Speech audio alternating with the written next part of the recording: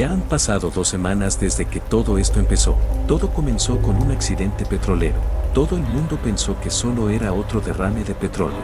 Había un montón de voluntarios, un montón de personas que querían ayudar a los pobres y a los indefensos animales, un montón de víctimas. Pocas horas después, los animales habían enloquecido, arañaban y mordían a los voluntarios de limpieza.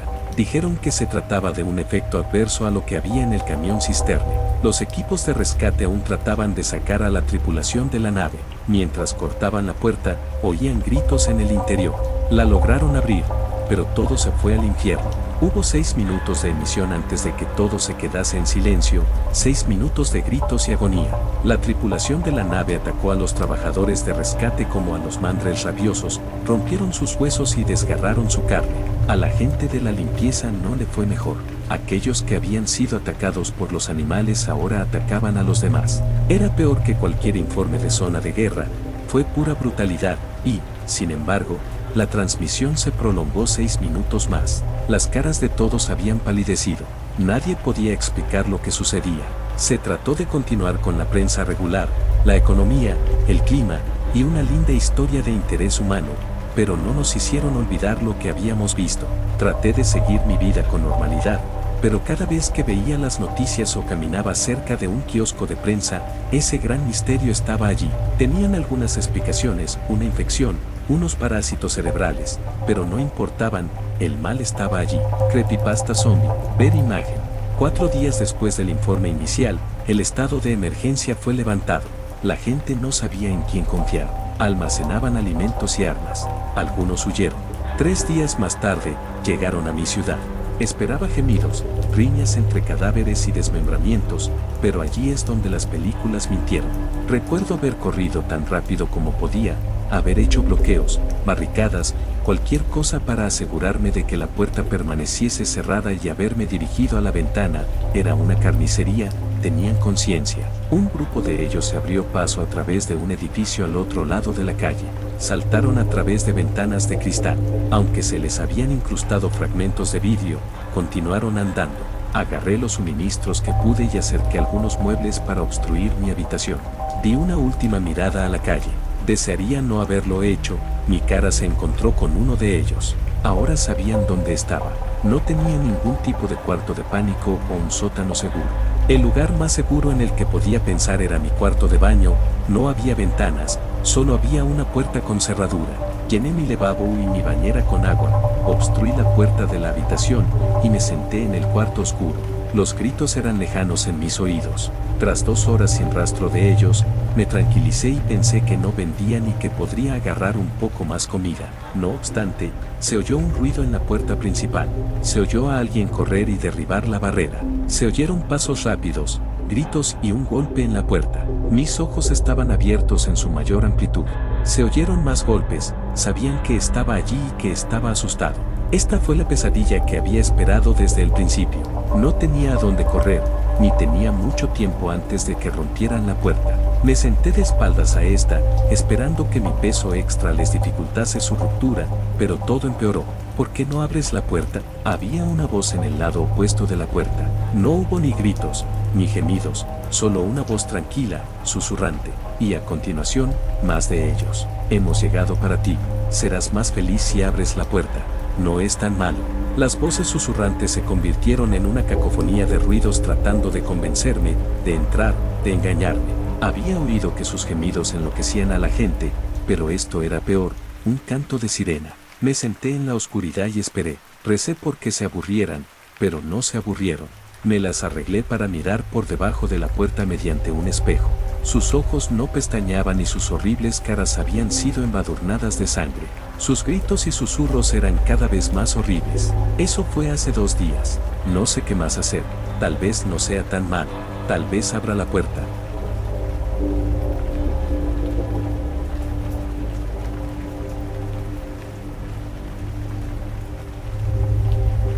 Sé que si doy la más mínima señal de que estoy despierto, estaré jodido. Sé que si eso se da cuenta de que yo lo he oído todo, moriré.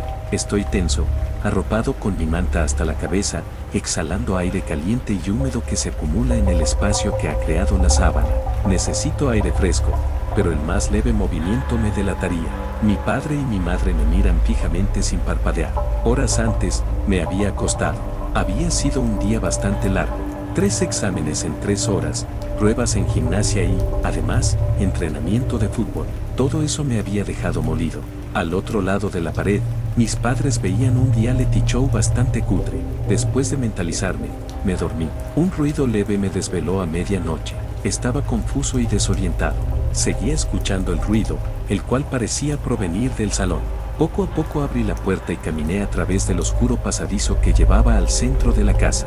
El ruido se hacía cada vez más intenso y desagradable, similar al de los huesos al romperse. Lentamente, asomé la cabeza por la esquina. Horrorizado, descubrí el epicentro del ruido. Una masa de unos 2 metros estaba de pie, inmóvil. En su mano se encontraba el cuerpo sin vida de mi padre. Tenía el pecho perforado y las extremidades destrozadas. A sus pies estaba el cadáver de mi madre partida por la mitad. Sentí la necesidad de gritar, pero sabía que si lo hacía no iba a contarlo. Intentando no hacer mucho ruido, volví a la habitación y me acosté de nuevo. Es todo un mal sueño, me decía a mí mismo. Mañana todo volverá a la normalidad. Aterrorizado, escuché las fuertes pisadas del monstruo que acababa de asesinar a mis padres. Actuando por instinto, me tapé con la sábana y me hice el dormido. Escuchaba cómo, poco a poco, esa cosa se acercaba. La tenue luz que ofrecía la luna me permitió ver lo que la figura hacía. Aquella cosa se quedó quieta al lado del mueble. Respiraba profunda y roncamente mientras miraba hacia la cama. Yo, haciendo un esfuerzo inhumano, contuve las ganas de gritar y de correr. Cuando la bestia, por un motivo u otro, salió de la habitación. Salté de la cama y observé por la puerta cómo la masa de carne se alejaba y se dirigía al salón. 10 segundos después, me di cuenta de que volvía y regresé al colchón. Cogí la sábana y me tapé hasta arriba. El engendro entró de nuevo en el cuarto llevando en su mano alguna cosa. Yo escuchaba cómo manipulaba algo. La fiera volvió a salir. Me destapé y pude observar la macabra escena. El cuerpo sin vida de mi padre estaba sentado con el cuello roto y la cabeza mirando hacia el lecho. Otra vez, intenté no gritar. El monstruo volvió una segunda ocasión, ahora con el torso arrancado de mi madre, el cual puso al lado de mi padre. También tenía la cabeza en dirección a la cama. La gigantesca figura se agachó y en ese momento me arropé totalmente. Noté cómo la bestia se alzaba y se acercaba hacia mí. Sentía su forzosa respiración y noté cómo escribía alguna cosa en la pared. Yo hacía lo que podía para no delatarme. Después de eso, el engendro salió de la habitación y desapareció en la oscuridad. Entre sollozos, aún tapado hasta la sien, conseguí conciliar el sueño. A la mañana siguiente me desperté por el fuerte olor que salía de los cadáveres de mis padres. Aún sin creerlo, recordé lo último que había hecho el asesino. Giré la cabeza y, horrorizado, pude leer una frase escrita con sangre y rabia, que decía: sé que estás despierto.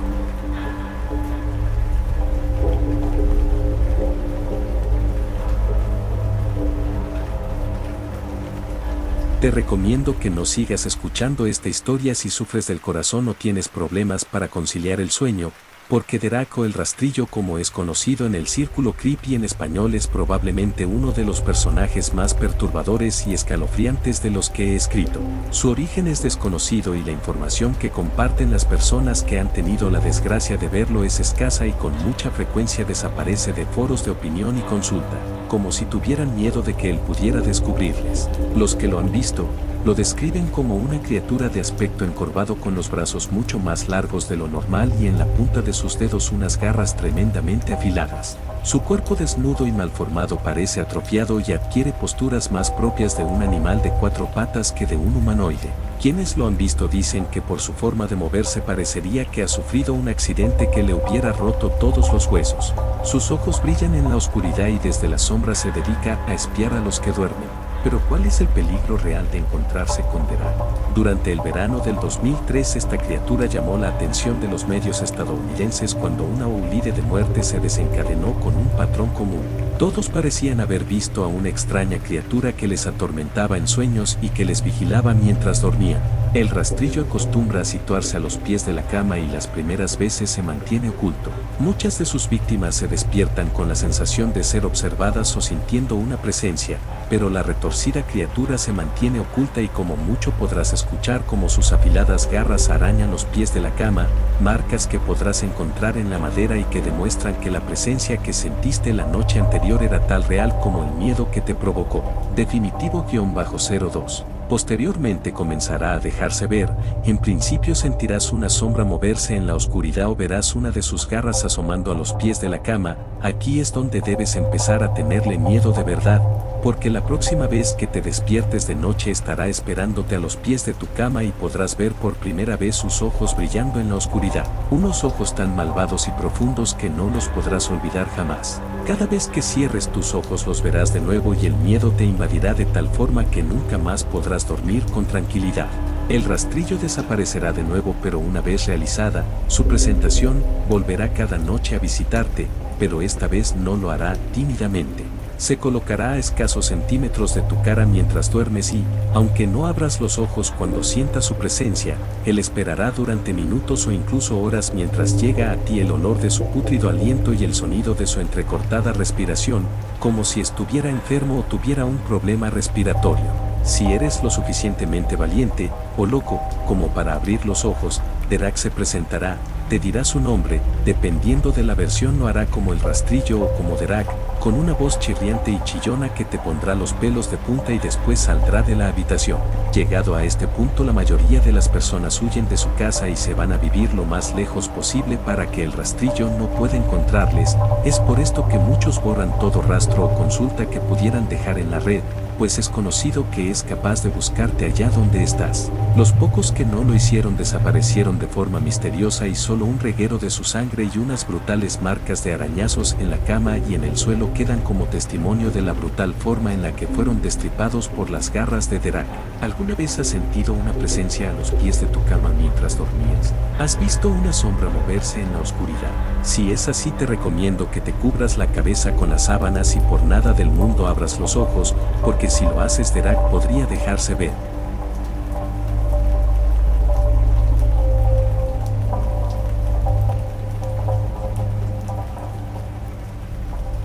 Me encontraba trabajando en la construcción de un edificio cuando, de la nada, el suelo se abrió revelando un antiguo pozo abandonado.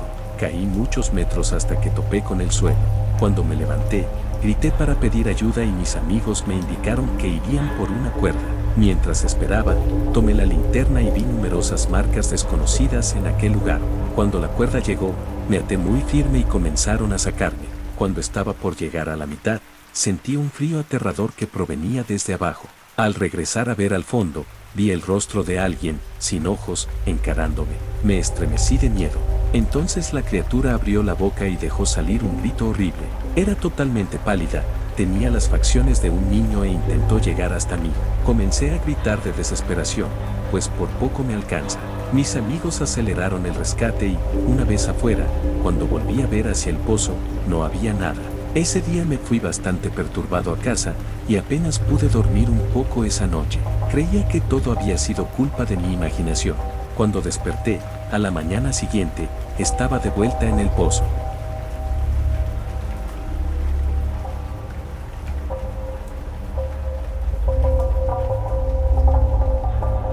Eran aproximadamente las 12:15 cuando entré a la clínica de salud comunitaria del condado de Johnson. Estuve allí para una cita que había concertado hace semanas, solo para un chequeo de rutina. No era un lugar nuevo para mí, ya había estado allí un par de veces antes. Sin embargo, el lugar tenía una extraña sensación nostálgica, como si fuera un lugar de mi infancia o algo así. Nunca pude precisar exactamente qué era este sentimiento ni de dónde venía. Al entrar, me invadió una abrumadora sensación de déjà vu. El zumbido de las luces fluorescentes parpadeantes, el suelo de baldosas blancas, la pintura beige apagada que coloreaba las paredes. Me di cuenta de que había un televisor montado en la esquina, una pantalla plana más pequeña, que reproducía una breve presentación de diapositivas de PowerPoint en bucle de anuncios y eventos que se llevaban a cabo en la clínica. Pasé por la sala de espera vacía, una pequeña sección de la sala principal con revistas, juguetes para niños y sillas con cojines azules, y me acerqué a la mujer de la recepción. Estaba sentada en una silla de oficina de color gris azulado, mirando una hoja de cálculo en el mismo escritorio con Windows XP que tenían desde 2008. Había una hoja de registro en el mostrador frente a mí. Tengo una cita con el Dr. Pevins. Yo pregunté, ¿a qué hora? 12:30, respondí. Comenzó a escribir algo en su teclado. Ah, sí, respondió ella. Gary Johnston, sí, se lo diré al médico. Llénelo, por favor. Me entregó un portapapeles que contenía un formulario sencillo para completar. Regresé a la sala de espera, tomé asiento y comencé a completarlo. Estaba a mitad de camino de escribir mi información cuando me desplomé en mi silla. No había dormido mucho la noche anterior y estaba exhausto. Mientras me desplomaba, noté algo muy peculiar. Mi cabeza nunca golpeó la pared. De hecho, sentí como si hubiera entrado. Me levanté bastante asustado y miré a la pared. Nada. Mi cabeza no había hecho ni un solo agujero o abolladura en la pared. Entonces, alcancé a tocar la pared, y mis dedos lo atravesaron. Retrocedí en estado de shock. ¿Qué demonios fue eso?, pensé, mientras extendía la mano para tocar la pared nuevamente, solo para descubrir que mis dedos se cortaron una vez más. Entonces, de repente, perdí el equilibrio, tropecé y caí directamente a través de él. Aterricé de cara sobre una alfombra color canela sucia. Al volver a levantarme, me di cuenta de que estaba en una habitación completamente diferente. Bueno, no es realmente una habitación per se, sino más bien un conjunto de habitaciones, todas ellas conectadas por aberturas. Las paredes estaban cubiertas con un grueso papel pintado con dibujos de color canela. También había un hedor insoportable a alfombra húmeda. Me di la vuelta y traté de pasar mi mano a través de la pared, pero no pude atravesarla. Está bien, ¿qué carajo?, murmuré. Miré hacia la habitación. No había ventanas, ni puertas, ni nada en las paredes, aparte de ese repugnante papel pintado, por supuesto. Estaba completamente vacío, aparte de una singular silla escolar de plástico azul. En este punto, lo único que pasaba por mi mente era el miedo y el pensamiento repetido de tengo que irme, dando vueltas en mi cabeza. Comencé a correr por las habitaciones, tratando desesperadamente de encontrar una salida, pero fue en vano. No había salida. ¿Era esta mi ubicación permanente hasta que morí? No, tenía que haber una salida. No me iban a dejar aquí, ¿verdad? Al final alguien se daría cuenta de que me había ido, pero nadie lo hizo. Entonces, a lo lejos, escuché pasos, pero no los de un humano, al menos no los de un humano normal. Junto a los pasos se oyó un gruñido borboteante, como el de un animal enojado. Empecé a correr. Corrí lo más rápido que pude para alejarme de lo que sea que se me acercara. No quería tener nada que ver con eso. Corrí durante lo que me pareció una eternidad, pero siempre volvía a la misma habitación en la que comencé. Al menos, parecía la misma habitación. No es que pudiera distinguirlos. Entonces me senté, derrotado. Una sensación de pavor llenó mi cuerpo y comencé a llorar. Iba a morir aquí. Todavía estoy aquí. No me he ido. He aceptado mi destino. De hecho, puedo oír pasos. Me pregunto quién es. Historia escrita por Claykid 12345, historia extraída de la página Wiki Creepypasta Fanático.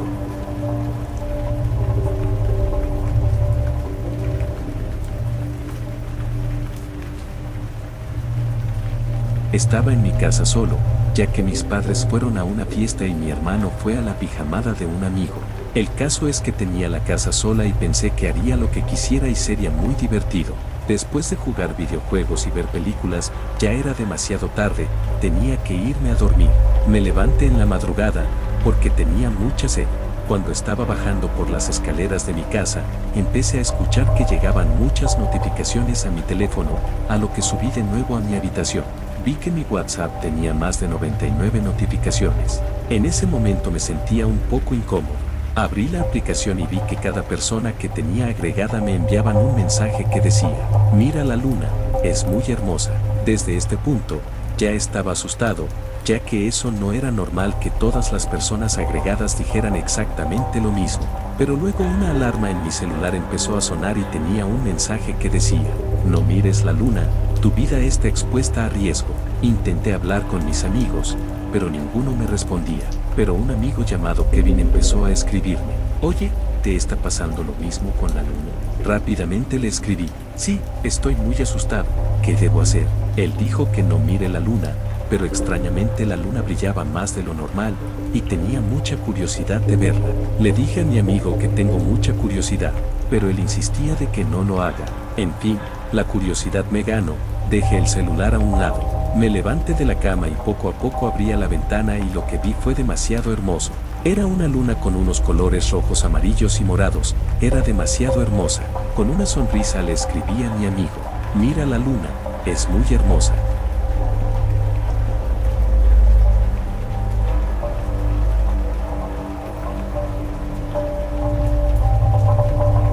El trágico colapso de la presa Austin en el condado de Potter, Pensilvania, EU, sucedió el 30 de septiembre de 1911. Finalizada apenas 2 años antes, la estructura proveía de energía a la fábrica de papel Vales Pulp and Paper Company instalada en el pueblo. Sin embargo, debido a la insistencia del propietario en reducir costos, los encargados del proyecto redujeron significativamente la profundidad y amplitud de las paredes. También las dimensiones de los cimientos de la presa, negligencias que invariablemente conducirían al colapso.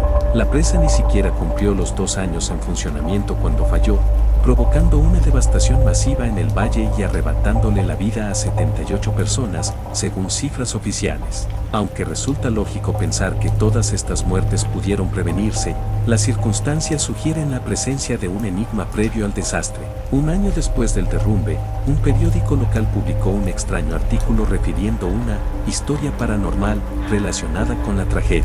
En enero de 1910, pocas semanas después de la inauguración de la presa, una parte de la estructura se desplazó río abajo aproximadamente 80 centímetros. Además, debido al deshielo y las fuertes lluvias surgieron grietas verticales que deformaron una de las paredes en la presa, ocasionando una inundación menor. Los locales se refugiaron en terrenos más altos, temiendo que la presa pudiera colapsar en cualquier instante. Sin embargo, la presa logró resistir el momento tan crítico. Una vez que las aguas retrocedieron, los habitantes regresaron a sus hogares, temerosos pero agradecidos por haber escapado de la tragedia. Es en esta inundación menor cuando el pueblo de Austin enfrentó a otro enigma.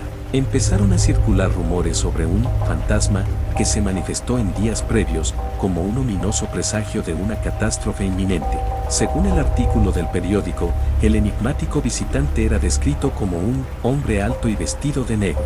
Diversos testigos afirmaron haberlo visto cabalgando y arrastrándose entre los vagones del ferrocarril, materializándose y desvaneciéndose misteriosamente. La presencia del siniestro ser dejó perplejos a los habitantes y nadie se atrevió a acercarse para preguntar su propósito. Incluso los trabajadores del ferrocarril, inquietos y temerosos, evitaban cualquier encuentro con la enigmática figura. Tras aquella leve inundación de enero, el gigante vestido de negro desapareció sin dejar rastro. Esto alimentó las sospechas de que guardaba cierta relación con el desastre que se avecinaba.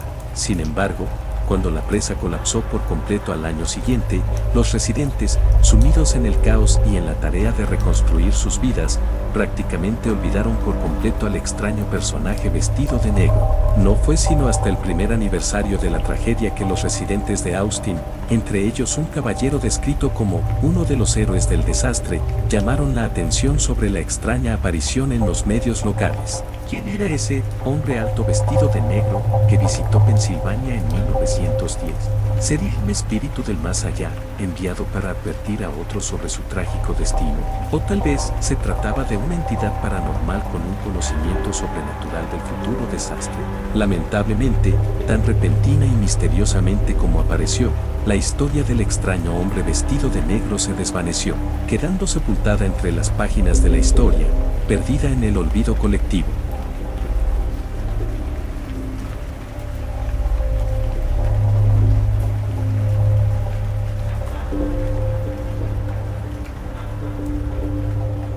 Lo encontré puesto a un lado de mi auto mientras salía de mi departamento. No sé por qué lo recogí. ¿Qué infinidad de centavos habré ignorado, siguiendo con mis asuntos? Docenas, cientos. Pero, por alguna razón, este me atrajo. Este centavo desgastado y oxidado. Cuando llegué a mi escritorio en el trabajo, empecé a sacar el contenido de mis bolsillos. Teléfono celular, billetera, llaves, centavo. Bill, uno de mis colegas, entró a mi oficina. Llevaba 2 emparedados de desayuno en sus manos, de nuestro desayunador preferido. Oye, Steve, solo tenían suficiente tocino para uno de los emparedados. El otro es de salchicha. Sé que a ambos nos gusta el tocino, así que nos echamos un pulso, me dijo riendo. Bajé la mirada al centavo. El rostro de Lincoln, con una tonalidad fina de verde, me estaba observando. Echémoslo a la suerte. El ganador se queda con el tocino. Bill asintió y tiré la moneda. Cuando alcanzó su ápice, escogí cara. Cayó en mi palma y le di la vuelta encima del diverso de mi mano. Cara. Me terminé mi emparedado y seguí con mi día. Tras alrededor de 1 hora, empecé a darme cuenta de que iba a ser un día lento. Ninguna orden nueva, ningún correo nuevo. Y cada respuesta de correo que recibí fue una notificación de ausencia. Naturalmente, era el día previo a una fiesta patria, todos estaban disfrutando sus vidas. Mientras tanto, yo estaba atascado en la oficina viendo mi Outlook fijamente. Por la hora del almuerzo, llegó mi jefe con Bill detrás de él. Bueno, las cosas van lento y muchos se están yendo temprano. Solo necesito a uno de ustedes en caso de que el equipo tenga algún problema. Decidan quién podrá irse temprano. Cuando mi jefe se fue, Bill se me quedó viendo. Pues, tú te quedaste con el emparedado, así que... ni verga. Tú te fuiste temprano el viernes pasado. Y el viernes antes de ese. Anda. Tengo planes para esta tarde, dijo con nerviosismo. Pasé mi atención al centavo. Pude haber jurado que el buen Lincoln me guiñó un ojo. Echémoslo a la suerte. No me tomó mucho empacar mis cosas y dirigirme a la salida. Podía sentir a Bill clavándome la mirada por detrás. Lo siento, viejo amigo, pero hoy es mi día. Cruz nunca falla. Contemplé el centavo y le dediqué una sonrisa de complicidad. Me dirigí a Walmart para comprarle algunas flores a mi esposa. Quería sorprenderla y quizá llevarla a una cena temprana. Después me dirigí a la estación de combustible. Mientras estaba pagando, noté los boletos de la lotería. Mierda, ¿por qué no? Hoy todo estaba resultando a mi favor. ¿Cuál debería escoger? Me pregunté. Agarré el centavo de mi bolsillo. Cara, 7 sietas. Cruz, pata de conejo de la suerte. Lancé la moneda. Cruz, pata de conejo de la suerte. Raspé el boleto mientras seguía parado a un lado de la caja registradora. 1, 2, 3 patas de conejo de la suerte. Raspé el premio. $250. Afortunadamente, la cajera tenía suficiente para pagarme las ganancias. Me fui dando saltos a mi auto, dinero en mano, y regresé a casa. Llegué a mi departamento y me dirigí a la puerta. Estaba entreabierta. Mi corazón dio un vuelco cuando la abrí lentamente. Podía escuchar la ducha de la habitación principal. Mi esposa gritó desde ahí. Oye, solo estoy tomando una ducha rápida. Perdón si me mandaste un mensaje. Se me rompió el teléfono esta mañana. Casi sentí que las piernas me dejaron de funcionar. Me di la vuelta y cerré la puerta sigilosamente. Recorrí los escalones y volví a mi auto. No recuerdo haber conducido. Tampoco recuerdo haber entrado a la tienda.